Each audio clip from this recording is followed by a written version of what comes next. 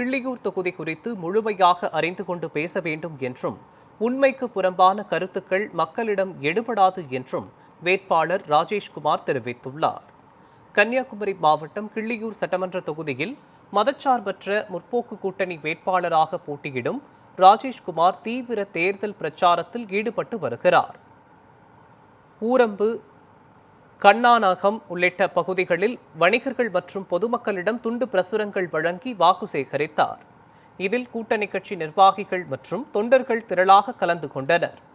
பின்னர் செய்தியாளர்களை சந்தித்த ராஜேஷ்குமார், கிள்ளியூர் தொகுதியில் மக்கள் இன்முகத்துடன் வரவேற்கின்றனர் என்றும் இதனால் வெற்றி உறுதி எனவும் தெரிவித்தார்.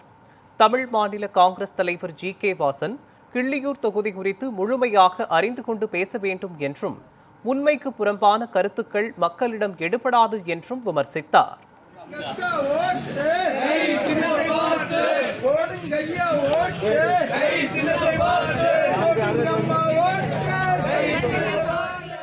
பெருங்குடி மக்களாக இருக்கட்டும், இங்கே இருக்கக்கூடிய வாகன ஓட்டுநராக மிகப்பெரிய வரவேற்பை தருகிறார்கள். தமிழகத்தில் மீண்டும் 2.0 தமிழகத்தினுடைய மதிப்பிற்குரிய மு.க. ஸ்டாலின் அவர்களுடைய தலைமையில் மீண்டும் ஆட்சி மலர வேண்டும் என்று எல்லோரும் ரொம்ப சந்தோஷப்பட்டு வரவேற்கிறாங்க.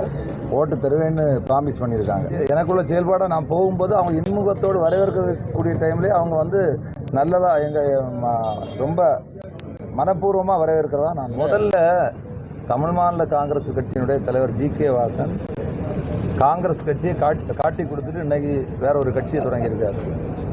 அப்படி இருக்கக்கூடிய டைமில் தமிழ்நாட்டில் அவங்களுடைய கட்சியினுடைய நிலை என்பது மக்கள்கிட்ட கேட்டால் தெரியும்.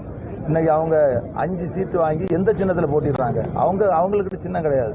இன்றைக்கி பிஜேபியினுடைய தாமரப்பூ சின்னத்தெல்லாம் போட்டிடுறாங்க. முதல்ல அவங்க கிள்ளியூர் தொகுதியை பற்றி அவருக்கு ஏதாவது தெரிஞ்சால் பேசினா நல்லா இருக்கும்.